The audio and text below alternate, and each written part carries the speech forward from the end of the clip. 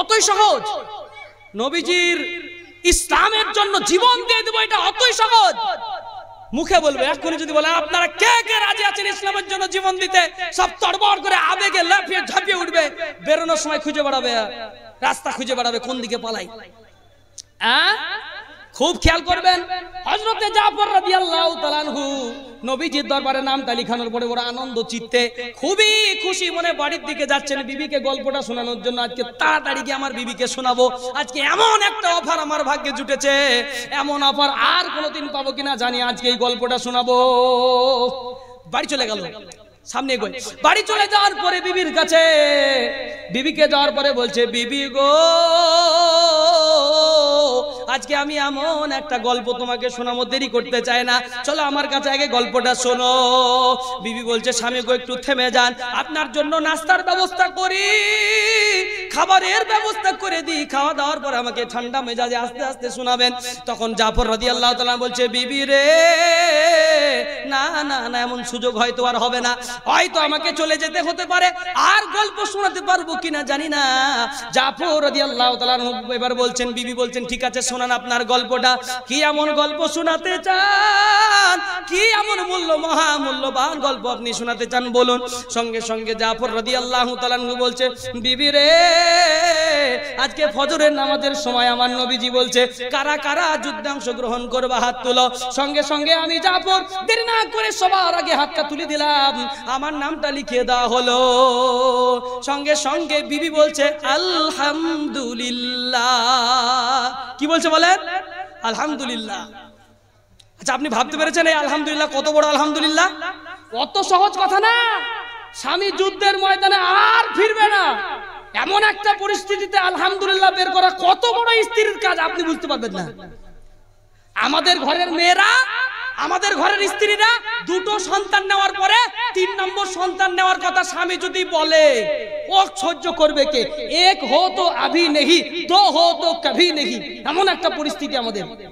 আজকে যদি একটা সন্তান হয়ে যায়, বিবি বলছে এখন চুপচাপ কোনো কথা বলবো না, 5-7 বছর পরে 10 বছর পরে যদি হয়তো হবে আর একবার হবে, ওই দ্বিতীয় নম্বর সন্তান হওয়ার পরে এক হো তো আভি নেহি, ভালো করে বুঝবেন, এক হো তো আভি নেহি, দো হো তো কভি নেহি, দুটো যদি হয়ে যায় আর কোনোদিন সন্তান নেওয়া হবে না, একদম রশি দিয়ে বেঁধে সেলাই করে সারা জীবনের মতো বাচ্চার রাস্তা বন্ধ করে দাও। আমাদের এই হচ্ছে আমাদের দিনদার ইমানদার মেয়েরা। যেই মেয়ে বাচ্চা নিতে ভয় পায়, নবীজি বিয়ে করার সময় যুবকদেরকে বলেছে, ও যুবকেরা তোমরা যখন বিয়ে দেখতে যাবা তখন তার মাকে দেখবা, মেয়েকে দেখার আগে মেয়ের মাকে দেখবা, তাই বলেছে। মেয়ের মাকে দেখবা, মেয়ের ফুপুকে দেখবা, মেয়ের খালাকে দেখবা। কেউ বলতে পারবেন কেন দেখতে বলেছে? কিসের জন্য বলেছে?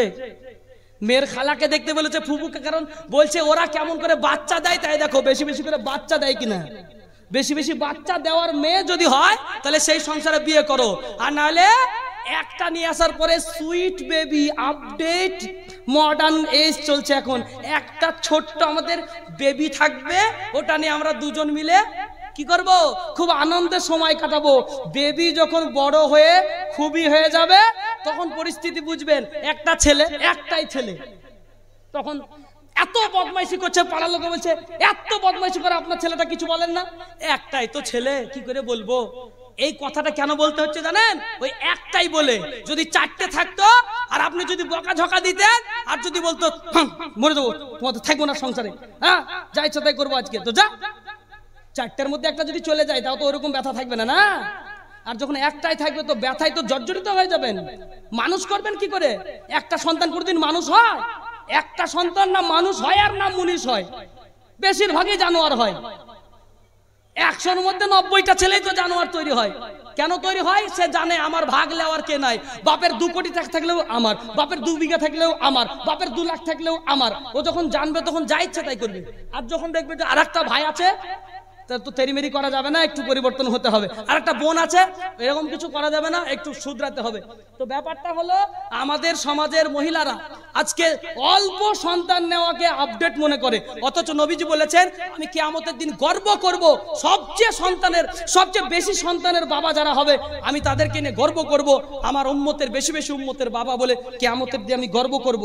অথচ আমাদের ঘরে, আমাদের সমাজ সংস্কৃতি এত খারাপ জায়গায় পৌঁছেছে যে একটা সন্তানের পরে দুইটার জন্য চিন্তা ভাবনা রাখতেই ভয় করে, দুইটা হয়ে গেল তো চিরকালের জন্য একদম সব ডিলিট করে দিল। হ্যাঁ, কারোর অসুস্থতা আছে, কারোর দুটোর পরে তিন দিতে গেলে মারা যাবে, বিভিন্ন সমস্যা আছে, সেটা ভিন্ন কথা, কিন্তু কোন রকম কোনো সমস্যা নাই, তারপরে আমাদের এরকম, একে দিনদারি বলে না। দিনদারি হলো হযরতে জাফর রাদিয়াল্লাহু তাআলা আনহু, স্বামী চলে যাবেন যুদ্ধের ময়দানে, স্বামী মারা যাবেন হয়তো আর ফিরে আসবেন না, স্বামী শহীদ হয়ে যাবেন আর ফিরবেন না, এমন একটা দৃশ্য দেখার পরেও, এমন একটা দৃশ্য জানার পরেও বিবি যদি আলহামদুলিল্লাহ বলতে পারে, এমন কত বড় দিনদার আর ইমানদারিনী বিবি হলে কথা বলতে পারে।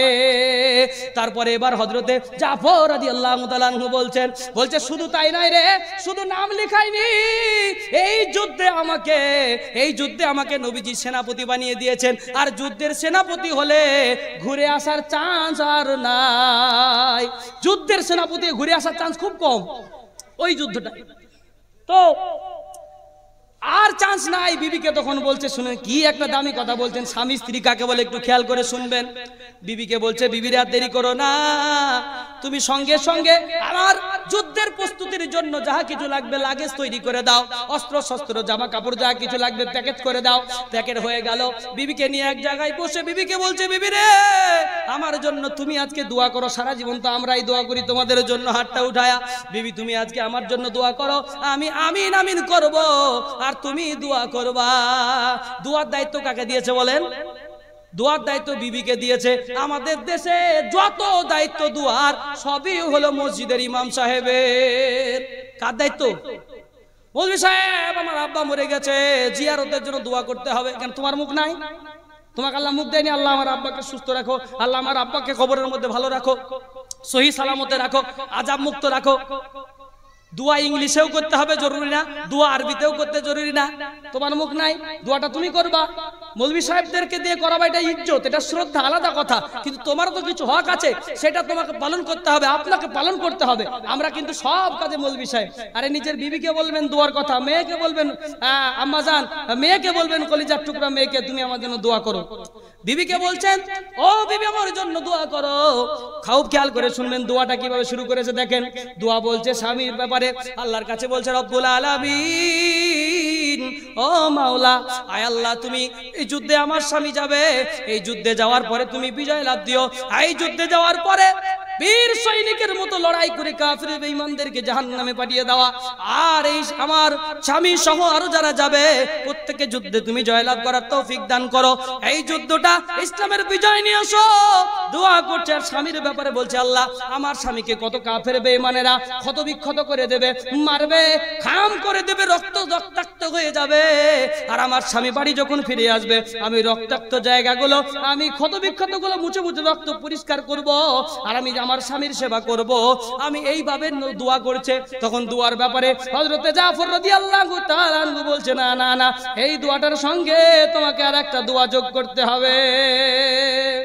কি বলে? তো বলছেন, বিবি রে শেষ দোয়াটা, আমি বাড়ি ফিরে আসবো, তুমি আমার সেবা করবা, এই দোয়াটাকে তুমি চেঞ্জ করে দাও। বলো রব্বুল আলামিন আমার স্বামীকে এই যুদ্ধে শহীদ হিসেবে কবুল করে নেন, আমি আর ফিরবো না, আমি আর ফিরবো না। এই দৃশ্যের পরে দোয়া শেষ হয়ে গেল। এবার যুদ্ধের জন্য প্রস্তুতি নিয়ে ব্যাগ ঘাড়ে নিয়ে চলে যাচ্ছেন। এমন তো সময় ঘরের পিছন থেকে দুইজন সন্তান ডাক দিয়ে বলছে, আব্বা জান, ও আব্বা জান, একটু আমাদের দিকে ঘুরে তাকান, আমাদের দিকে ঘুরে তাকিয়ে আমাদের জন্য একটু আদর করে দেন, আমাদেরকে আদর করুন। আব্বা জান আমাদেরকে একটু কোলে করে নেন। আব্বার কাছে বড় কাকুতি মিনতি করে আদরের জন্য ঘরের ভিতরে আদর যত্ন যা কিছু করার সব কমপ্লিট করার পরে জাফর রাদিয়াল্লাহু তাআলা আনহু বাড়ি থেকে বেরিয়ে যাবেন, দরজার চৌকাটের বাইরে বেরিয়ে যাবেন। এমন অবস্থায় পিছন থেকে ডাক দিয়ে বলছে, আব্বা জান দয়া করে মেহেরবানি করে আমাদেরকে দিকে একটু তাকান, আমাদের দিকে একটু খেয়াল করুন, সঙ্গে সঙ্গে আমাদের দিকে একটু খেয়াল করুন।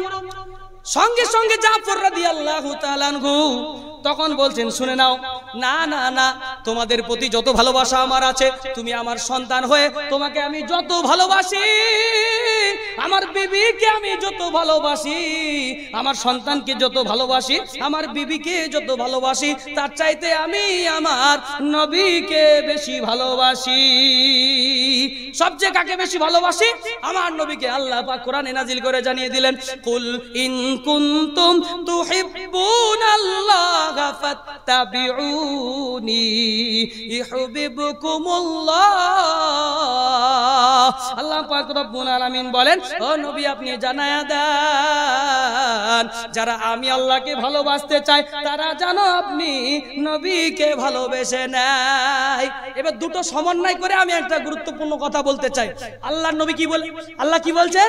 হে নবী, কেউ যদি বলে যে আমি আল্লাহকে আমার বান্দা ভালোবাসে, সে যেন আপনি নবীকে যত কিছু মানার দরকার কিরকম করে মানবেন? ওয়ামা আতাকুমুর রাসূলু ফাখুদুহু ওয়ামা নাহাকুম আনহু ফান্তাহু। কেমন করে মানবেন? কোরআন বলতে শুনে নেন। কোরআন বলছে ওয়ামা আতাকুমুর রাসূলু ফাখুদু, তোমাদের কাছে তোমাদের নবী যা কিছু নিয়ে এসেছে মেনে নাও, আর যেটা তোমাদেরকে নিষেধ করে ওখান থেকে তোমরা দূরে থাকো। যেটা করতে বলেছে সেটা করো, আর যেটা করতে নিষেধ করেছে সেটা করো না। এমন ভালোবাসা যার মধ্যে থাকবে, এমন করে যারা মেনে নেবে, তারা আমি আল্লাহর ভালোবাসা পেয়ে যাবে। যারা নবীর ভালোবাসা পেয়ে যাবে, তাদেরকে আর আল্লাহর ভালোবাসা খুঁজতে হবে না, অটোমেটিক আল্লাহর ভালোবাসা পেয়ে যাবে, অটোমেটিক আল্লাহর ভালোবাসা হয়ে যাবে। অন্যত্র এবার হাদিসটা শুনেন। হাদিস বলছে শুনে নাও, নবীজিকে কেমন করে ভালোবাসতে হবে। মিওয়ালিদিহি ওয়া ওয়ালাদিহি ওয়ান নাসি আজমাইন। হাদিসের মধ্যে ভাষা নিজের বাপের চাইতেও বেশি ভালোবাসতে হবে, নিজের সন্তানের চাইতেও বেশি ভালোবাসতে হবে, সারা পৃথিবীর মানুষের চাইতে বেশি ভালোবাসতে হবে।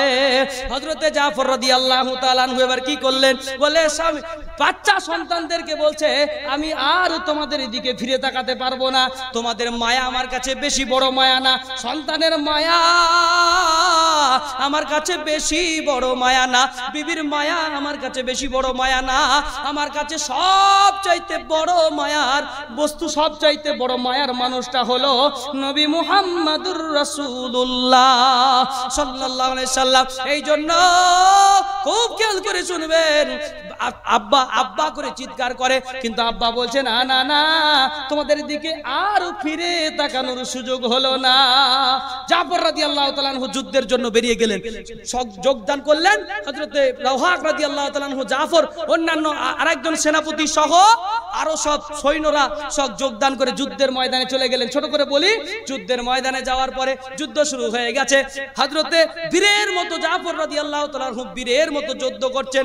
যুদ্ধের ময়দানে যাওয়ার পরে খুব যুদ্ধের মধ্যে সময় দিয়ে যুদ্ধের মধ্যে লড়াই করছেন, কাফের বেঈমানদেরকে জাহান্নামে পাঠিয়ে দিচ্ছেন। এই করতে করতে পিছন থেকে কি হলো শুনে রেখে দেন। পিছন থেকে হঠাৎ করে একজন আঘাত করে বসলো, পিছন থেকে বাম হাতে কোপ দিয়ে একটা হাত জুড়ে ফেলে দিল, যে হাতের মধ্যে ছিল কালেমার পতাকা। কালেমার পতাকা পতপত করে উড়ছিল, ওই কালেমার পতাকা নিয়ে যুদ্ধ করছিলেন হযরতে জাফর রাদিয়াল্লাহু তাআলা আনহু।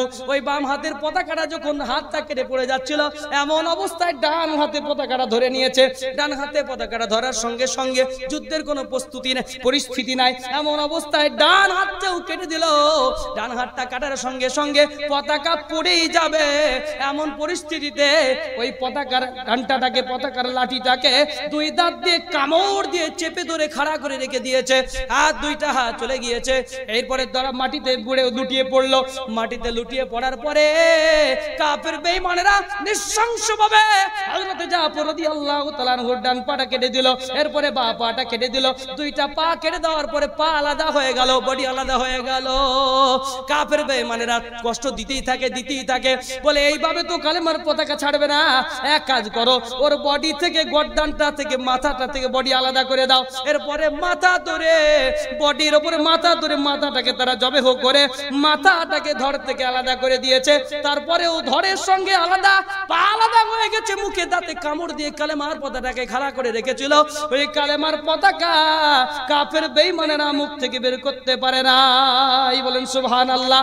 ও বন্ধুরে আমার, একটা আল্লাহর বান্দা দেখান তো দেখি, ইসলামের জন্য জীবনে 4-5 বার গিয়ে 4-5 কিলো রক্ত ঢেলে দিয়ে এসেছি। কে আছেন গো? আছেন নাকি 2-4 কিলো রক্ত দিয়েছেন? তেমনি তো একটা হাত দিয়েছেন, একটা আঙুল কেটে দিয়েছেন কোনোদিন? একটা আঙুল যার কাটার যোগ্যতা হয়নি, সেই ভালোবাসা। আর একজন সাহাবী হযরতে জাফর রাদিয়াল্লাহু তাআলা আনহু, এত দামি, এত প্রেম দিলের মধ্যে আছে। কত বড় প্রেম আছে এবার বুঝে আসবে, আর একটু পরে আপনাকে বলবো। এই জন্য ঘটনাটাই নিয়ে আসা, প্রেম কত বড় থাকলে এই করতে পারে। হযরতে জাফর রাদিয়াল্লাহু তাআলা আনহু এইভাবে যুদ্ধের ময়দানে 3 খণ্ড হয়ে গেল, খণ্ডে খণ্ডিত হয়ে গেল। 3 খণ্ডকে এক জায়গায় করে ছুটছে রাওহাক রাদিয়াল্লাহু তাআলা আনহু। ছুটতে ছুটতে কাফের বেঈমানেরা পালিয়ে গেল। তাকে এক জায়গায়, 3টে খণ্ডকে এক জায়গায় জমা করার পরে ওইটাকে নিয়ে ওই পোশাকেই তার জন্য জানাজা আদায় করে, ওই পোশাকেই আল্লাহ রাব্বুল ইজ্জতের আল্লাহর নবী হযরতে জাফর রাদিয়াল্লাহু তাআলা আনহুর জানাজা কমপ্লিট করার পরে তার দাফন কার্য শেষ হয়ে গেল। দাফন কার্য শেষ হয়ে যাওয়ার পরে রাতের বেলায় তার বন্ধু হযরতে আবু উবাইদা রাদিয়াল্লাহু তাআলা আনহু রাতের বেলায় স্বপ্নে দেখছেন, উবাইদা ইবনুল জাররাহ রাদিয়াল্লাহু তাআলা আনহু স্বপ্নের মধ্যে দেখছেন জাফর রাদিয়াল্লাহু তাআলা আনহু জান্নাতের মধ্যে ঘুরে বেড়াচ্ছে। বলেন সুবহানাল্লাহ। কোথায় ঘুরছে? জান্নাতে ঘুরছে। আপনাদের কোনো ফিলিংসই নাই, ভাবছেন ওই মতিঝিল পার্কে ঘুরতে গেছে নাকি? কোথায় ঘুরতে গেছে? জান্নাতের ভিতরে ঘুরে বেড়াচ্ছে। জান্নাতের ভিতরে ঘুরছেন। আবু উবাইদা রাদিয়াল্লাহু তাআলা আনহু বলছেন, জাফর রে, আল্লাহ তোমার সঙ্গে কি ব্যবহার করেছে বলো? জাফর রাদিয়াল্লাহু তাআলা আনহু বলছেন, আমার সঙ্গে আল্লাহ উত্তম ব্যবহার করেছেন। জান্নাতের ভিতরে যত নিয়ামত আছে, যত দামি দামি নিয়ামত আছে, সমস্ত দামি নিয়ামত ব্যবহার করার যোগ্য আমাকে দিবা নিয়েছেন। সুহাদা, শহীদ নবীদের সঙ্গে জান্নাতে থাকবে। বলেন সুবহানাল্লাহ। শহীদ যারা কোথায় থাকবে? নবীদের সঙ্গে জান্নাতে থাকবে। এই নবীদের সঙ্গে যারা জান্নাতে থাকবে তারা নিয়ামত প্রাপ্ত হবে অনেক বেশি। হযরতে জাফর রাদিয়াল্লাহু তাআলা আনহুকে আল্লাহ পাক অনেক সম্মান দিয়েছেন, ইজ্জত দিয়েছেন।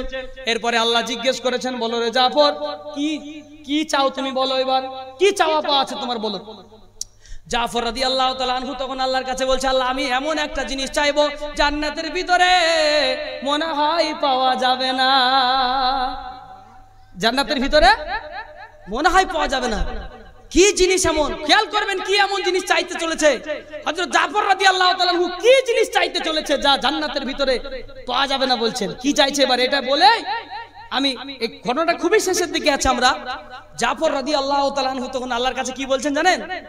ওগো আল্লাহ, আমি অদম বান্দা, জান্নাতে থাকার আমার ইচ্ছা নাই। কোথায় থাকবো তাহলে? জান্নাতে থাকবে না তো? বলছে, আল্লাহ আমার কি একটা দোয়া তুমি কবুল করবা? বলে, কি দোয়া বলো?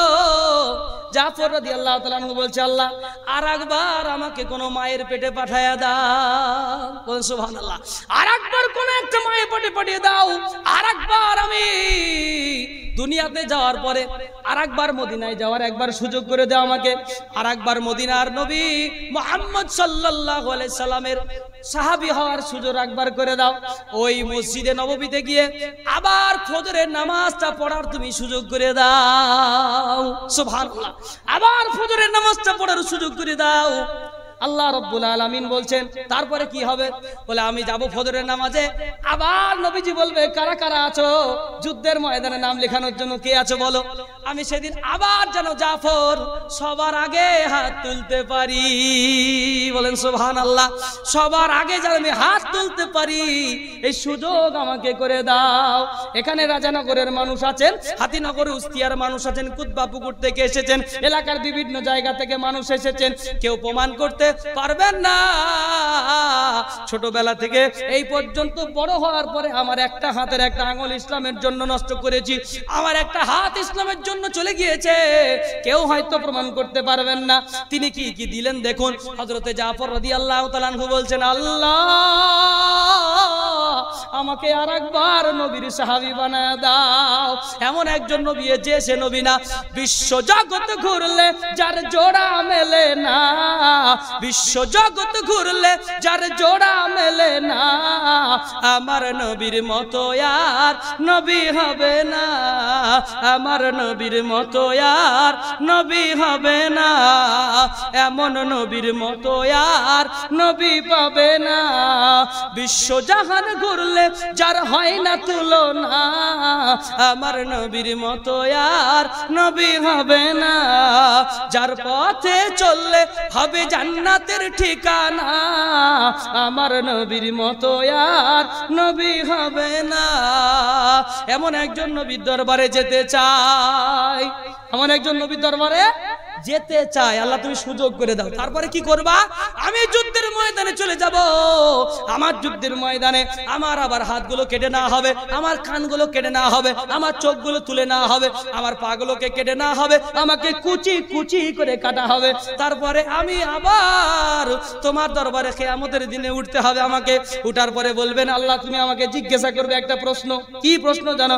আল্লাহ পাক আপনি যখন আমাকে বলবেন জাফর রে তুমি ইসলামের জন্য কি করেছো বলো, আমি যেন সেদিন চিৎকার করে বলতে পারি আল্লাহ আমার 2 কোটি টাকা ছিল না টাকা দিব, আমার 5 কোটি টাকা ছিল না তাই দিব, আমার 2 বিঘা সম্পত্তিও ছিল না যা তোমার রাস্তায় খরচ করব, আমার অত টাকা পয়সা ছিল না দেওয়ার জন্য।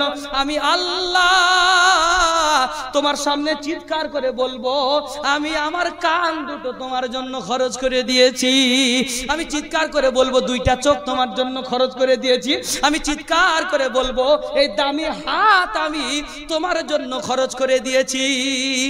অনেকে আবার বুঝতে পারছে না যে হাতটা কত দামি, একবার বললে বুঝতে পারবেন। এখন একটা উদাহরণ দেবো, এই হাতটা কত দামি বুঝতে পারবেন। আপনার হাতের আমার হাতে সেরকম দাম নাই। আপনার আমার হাতে কলম চালিয়ে একটা ছোটখাটো চাকরি করি, 15,000 টাকার বেতনের চাকরি, এমন কিছু হাতের আমার আপনার দাম নাই। কিন্তু দামি লোকের হাতের গল্প শোনালে বুঝতে পারবেন দামটা কত। এখন যদি বিরাট কোহলির হাতটা কেমন হাত বলতে পারবেন? খেলোয়াড় বিরাট কোহলির হাতটা কিরকম হাত বলতে পারেন? ওই বিরাট কোহলির হাতটার ব্যাপারে যদি বলা হয় কোন একজন Bill Gates, Elon Musk, Ratan টাটার আরো সব যারা চালাচামুন্ডা আছে তারা সবাই মিলে এক জায়গায় সব টাকা এক জায়গায় জমা করে যদি বিরাট কোহলিকে বলে যে আপনাকে আমি এই জায়গায় দাঁড়িয়ে 5,000 কোটি টাকা 10,000 কোটি টাকা আপনাকে দিয়ে দেবো, একটা হাত আপনি কেটে দেন, বিরাট কোহলি রাজি হয়ে যাবে তো নাকি? সঙ্গে সঙ্গে কি বলেন? হবে? 10,000 কোটি টাকার বিনিময়ে বিরাট কোহলির হাত কিনে পাবেন না। কত দামি হাত। তো বিরাট কোহলির হাত যদি এত দামি হয়, নবীর সাহাবী জাফরের হাত কত দামি হবে, যার হাত জান্নাতে ঘুরে বেড়াচ্ছে, যার পা জান্নাতে ঘুরে বেড়াচ্ছে। ভাবতে পারছেন না একবার? রোনাল্ডোর পা, রোনাল্ডোকে যদি বলা হয় আপনার একটা পা কেটে দিয়ে দেন আপনাকে 50,000 কোটি টাকা দেওয়া হবে, সারা চিরকাল তপস্যা করলেও রোনাল্ডোর পা বিক্রি কি বলেন হবে? হবে? হবে না। কত দামি সেই পা। আল্লাহর কাছে বলবে আল্লাহ, ওগো আল্লাহ কিয়ামতের দিনে তুমি জিজ্ঞেস করবা কি দিয়েছো বলো, ইসলামের জন্য কি খরচ করেছো বলো। আমি সেদিন বলবো আল্লাহ আমার তোমার বান্দার এই পা দুটো ইসলামের জন্য খরচ করে দিয়েছি। আমি চিৎকার করে বলবো হাত দুটো ইসলামের জন্য খরচ করেছি, ইসলামের জন্য চোখ দুটো খরচ করে দিয়েছি। সুবহানাল্লাহ। এই হচ্ছে নবী প্রেম, এই হচ্ছে ভালোবাসা, এই হচ্ছে প্রেম। এবার আমাকে আপনাকে আজকের দিনে এখানে যারা বসে আছেন একটু মানসিকতা তৈরি করতে হবে। আপনারা হ্যান্ডবিলের মধ্যে পড়েছেন মসজিদের উন্নতি কল্পে এক বিরাট ধর্মসভার আয়োজন করা হয়েছে। উন্নতি কল্পে মানে মসজিদের জন্য কিছু খরচ করা, মসজিদের জন্য কিছু দেওয়া। তো জাফরের মতো আজকে আপনার কাছে হাত চাইবো না, হযরতে জাফর রাদিয়াল্লাহু তাআলা আনহুর মতো আপনার কাছে একটা চোখ তুলে দিতে বলবো না মসজিদের জন্য, মসজিদের জন্য চোখটা তুলে দিতে বলবো না, মসজিদের জন্য আপনার অঙ্গ প্রত্যঙ্গের কিছু বিক্রি করতেও বলবো না, মসজিদের জন্য জীবনের অর্জিত সম্পদ থেকে। উসমান এবার একটা হাদিস শোনায় তারপরে চাইবো। হযরতে উসমানে গনি রাদিয়াল্লাহু তাআলা আনহু একদিন নবীজির কাছে গেছেন, যার পরে বলছেন ইয়া রাসূলুল্লাহ আপনি আমার জন্য দোয়া করেন, আমার জন্য মাল কমে যায়। কিসের দোয়া করতে বলেছে? আমার মাল যেন একটু সম্পদ কমে যায়। এত ব্যবসায় বরকত আমি ঠেকাতে পারছি না, এত বরকত, একটু দোয়া করেন আমি যেন আমি যেন একটু কমের মধ্যে থাকি, এত হিসাব মনে হয় দিদার মনে এত টাকার সম্পদ, একটু দোয়া করেন যেন কমে যায়। নবীজি যুক্তি দিলেন একটা, ঠিক আছে এক কাজ করো, তুমি যখন রাস্তায় যাবে ঘোড়ার উপরে চেপে চেপে, ঘোড়াতে যখন যাবে মাঝে মধ্যে ঘোড়ার উপর চেপে বসে বসে খাবে, ঘোড়া চলবে আর তুমি খাবে, মাঝে মধ্যে তুমি উটের উপরে বসে বসে খাবে। তাই ঠিক আছে ইয়া রাসূলুল্লাহ, আমি তাই করি। নবীজির জামাই হযরত উসমান গনি রাদিয়াল্লাহু তাআলা রাস্তায় চলতে চলতে উটের উপরে যাচ্ছেন, উটের উপর যেতে যেতে খাবার খাওয়া শুরু করেছেন, খেজুর খাচ্ছেন। ধরে নেন খেজুর খেতে খেতে একটা খেজুরের টুকরো অর্ধেক খাওয়া হয়ে গেছে, একটু পড়ে গেছে। উসমান গনি উটটাকে দাঁড় করানোর পরে, উট থেকে নামার পরে ওই অর্ধেক তুলে না খেজুরটা, অর্ধেক টুকরো খেজুরটা তুলে ধুয়ে পরিষ্কার করে আবার মুখে দিয়ে খেয়ে নিলেন। সুবহানাল্লাহ। যার অভাব আছে, কত টাকা উসমানের টাকার, যদি উসমান গনি রাদিয়াল্লাহু তাআলা আনহুর টাকার হিসাব যদি করেন, সারা পৃথিবীর যত বড় লোক এক জায়গায় আছে, এরা চিরকাল যদি প্রতি দৈনিক যদি এত টাকা অর্জন করে, তবু উসমান গনি রাদিয়াল্লাহু তাআলা আনহুর মতো এত সম্পদ হবে না। সেই লোকটা, সেই মানুষটা, সেই সাহাবীটা একটা খেজুরের টুকরো পড়ে গেছে তাই ঘোড়ার উপর থেকে নেমে তুলে খেয়ে নিচ্ছে। তারপরে এক মাস পরে নবীজির কাছে রিপোর্ট দিলেন, ইয়া রাসূলুল্লাহ, ইয়া হাবিবাল্লাহ, নবী গো আমার মাল তো আরো বেড়ে গেছে। বলে কি ব্যাপার বেড়ে গেছে মানে, তুমি কি করেছো বলো, কি করেছো তুমি বলো, বেড়ে গেছে মানে কিসের জন্য বাড়লো? মানে ব্যাপারটা এরকম করে আপনাকে বলেছে তুমি তো মোটা হয়ে গেছো, তুমি এক কাজ করো এখন আর অত খাবার খেও না, খাবারটা একটু কম খাও। তুমি কত খাবার খাও? বলে আমি 1 কিলো চালের ভাত খাই। তুমি এক কাজ করো, তুমি একটু অল্প খাও, 1 হাতা ভাত তুমি খাবা। বলেছো তুমি কতটা রুটি খাও? বলে আমি 17-18টা রুটি খাই। তুমি এক কাজ করবে, একটা রুটি খাবা। তো এখন যুক্তি করে যদি আমি এরকম করে খাই যে একটাই রুটি বানাবো 18টা রুটির সমান আটা দিয়ে, কথা বুঝলেন ভালো করে? 18টা রুটিতে যা লাগবে অতটা আটা দিয়ে আমি কি করব, একটাই রুটি বানাবো। তো একই তো ব্যাপার হলো, আপনি কি করে মানে আর পাতলা হবেন কি করে? জিজ্ঞাসা করা হলো তুমি কি করে খাও? বলে আপনি বলেছেন একটা রুটি খেতে আমি কি করব, 18টা রুটির আটাকে এক জায়গায় জমা করে বড় করে একটা নান রুটি তৈরি করে বসে বসে খেয়ে নি। আপনি বলেছেন 1 হাতা ভাত খেতে আমি কি করব, থাকতে পারবো? বড় হাতা বাজার থেকে তৈরি করে এনেছি, 1 হাতাতে 1 কিলো চালের সব ভাত উঠে পড়বে। তো এরকম পরিস্থিতি তো আর হবে না। উসমান গনি রাদিয়াল্লাহু তাআলা আনহু নবীজির কাছে গিয়ে বলছেন, ইয়া রাসূলুল্লাহ মাল তো আমার বেড়ে গেছে, কি করে কমাবো? বলে কি এমন করেছো? বলে তুমি কি উটের উপরে খেতে খেতে তোমার খাবার পড়ে যায় না? খেয়াল করবেন একটু, এই জায়গাটা খুবই গুরুত্বপূর্ণ। উটের উপরে যেতে যেতে কি তোমার খাবার পড়ে যায় না? মাঝে মধ্যে এক লুকমা কি খাবার পড়ে যায় না? উসমান গনি রাদিয়াল্লাহু তাআলা আনহু বলছেন অবশ্যই পড়ে যায়। পড়ে যাওয়ার সঙ্গে সঙ্গে এক ধাপ না গিয়ে আমি ওখানেই নেমে সঙ্গে সঙ্গে খাবারের টুকরোটা তুলে ধুয়ে সাথে সাথে আমি খেয়ে নি। আল্লাহর নিয়ামতের নাশুকরি আমি করতে পারবো না। সুবহানাল্লাহ।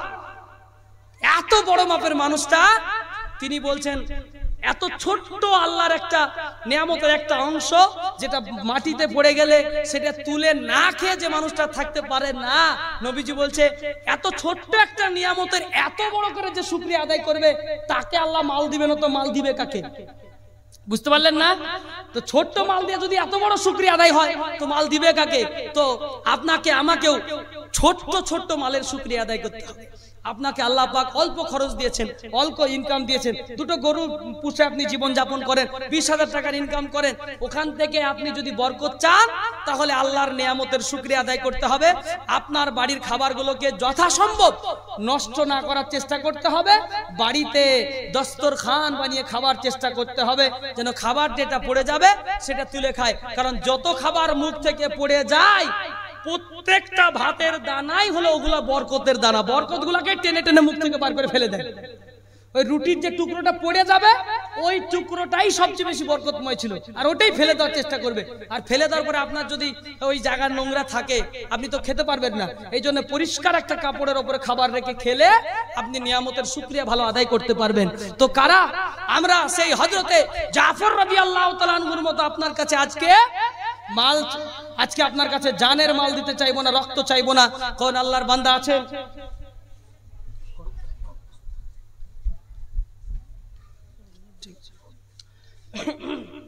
তো দেখতে চাইবো আমরা যে আল্লাহ পাক হয়তো কারোর ইনকাম দিয়েছেন 20,000, তো কারোর ইনকাম দিয়েছেন 2 লাখ, তো কারোর ইনকাম 1 লাখ, কারোর অবস্থা একেবারে দিন যায় দিন খায়। তো আমরা যে যাই হোক না কেন, যার লক্ষ টাকা আছে তার 10,000 টাকার মূল্য যেমন, যার 100 টাকা আছে তার 10 টাকার মূল্য তেমন। অতএব দুজনকেই আমাদের অংশগ্রহণ করতে হবে।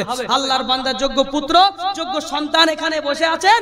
আপনারা কারা এমন আছেন যে মসজিদের জন্য, মসজিদের উন্নতি কল্পে, মসজিদের বিভিন্ন কাজের জন্য কাজে লাগাতে পারেন এমন মসজিদ রাজানগর, হাতিনগর, উস্তিয়া এলাকার গ্রামবাসী কারা আছেন? 5,000 টাকা দিয়ে আপনারা শুরু করবেন। 1 নম্বরের 5,000 টাকার দাতা হাত দিয়ে বলবেন, আমি তো জাফরের মতো এত খরচ করতে পারিনি, আমি তো আল্লাহর কাছে শহীদ হওয়ার সুযোগ পাইনি। শহীদ হওয়ার দুটো রাস্তা, আল্লাহ আরেকটা রাস্তাতেও বলেছে জিহাদ করার দুটো পথ, একটা জীবন দিয়ে জিহাদ হয় আর একটা মাল দিয়ে জিহাদ হয়। আল্লাহ কোরআনে বলেছেন বিআমওয়ালিকুম ওয়া আনফুসিকুম, প্রথমে আল্লাহ মালের জিহাদের কথা বলেছেন। তো আমরা আজকে যুদ্ধ জিহাদের জন্য বডি লাগাতে পারবো না, হাত কাটাতে পারবো না। আমাদের জীবনটা দেওয়ার মতন সুযোগ হয়তো আমাদের জীবনে আসতেও পারে, নাও আসতে পারে, তবে একটা সুযোগ এসছে মাল দিয়ে আল্লাহর কাছে শুকরিয়া আদায় করা, মাল দিয়ে জিহাদ করা। মালের জিহাদ করতে যে পারে সে তাদের দল থেকে বেরিয়ে যাবে যারা কারুনদের দলের মধ্যে ছিল। মালের জিহাদ করতে যারা পারে তারা তাদের দল থেকে বেরিয়ে যাবে যারা ফেরাউনের দলের মধ্যে ছিল। মালের জিহাদ করতে হবে, সম্পদের জিহাদ করতে হবে। ভাইজানেরা, আমার আব্বা জানেরা, একটু এগিয়ে আসবো। বসে নিন, কিনা নারা তাকবীর, আল্লাহু আকবার। সর্বপ্রথম তার সাধ্যমতো 500 টাকা দিয়ে মসজিদের উন্নতি কল্পে কাজ শুরু করেছে। আজকের দানের কাজ শুরু করেছেন। আল্লাহ পাক তার দানকে কবুল করুন। যে আশাতে, যে উদ্দেশ্যে, যে নিয়াতে দান করেছেন, আল্লাহ আশা, উদ্দেশ্য, নিয়াতকে পূরণ করুন। পাওয়া যাবে না 5,000 টাকা দিয়ে করতে পারবেন এমন ক্ষমতা নাই। বাজারে গেলে বাজারে গেলে কবে কবে যেন কখন 2,000 ফুরিয়ে যায়। ডাক্তারখানায় গেলে ঔষধ নেওয়ার আগেই 2,000 চলে যায়। ডাক্তারখানায় গেলে ঔষধ নেওয়ার আগে 1,000 টাকার ফিস চলে যায়। আল্লাহ পাক আপনাকে ভালো রেখেছেন, সুস্থ রেখেছেন, আপনাকে ডাক্তারের ফিস দিতে হয় না, হসপিটালে ভর্তি হতে হয় না। আল্লাহ পাক আপনাকে সুস্থ রেখেছেন, সুস্থতার একটা শুকরিয়া আদায় করতে হবে। ভাইজানেরা, আমার আব্বা জানেরা, আল্লাহ পাক আপনাকে চোখ দিয়েছেন। আপনার পাশের বন্ধু, একটু খেয়াল করুন। আপনি বহরমপুরের অফিসে কাজ করেন, আপনি পড়াতে যান, আপনি ভালো ভালো সূক্ষ্ম সূক্ষ্ম জিনিস 2 চোখ দিয়ে দেখে দেখে কাজ করেন। আপনার পাশের বন্ধুটা একসঙ্গে গড়ে উঠেছিলেন, একসঙ্গে বেড়ে উঠেছিলেন। আপনার পাশের বন্ধুটা চোখে দেখতে পায় না, 2টা চশমা লাগিয়েছে, তারপরেও হয় না। মাঝে মাঝে চোখের চশমার পাওয়ার পাল্টাতে হয়, চশমার পাওয়ার পাল্টাতে পাল্টাতে চোখের লেন্স পর্যন্ত পাল্টাতে হয়। কমসে কম চোখের একটু শুকরিয়া করি।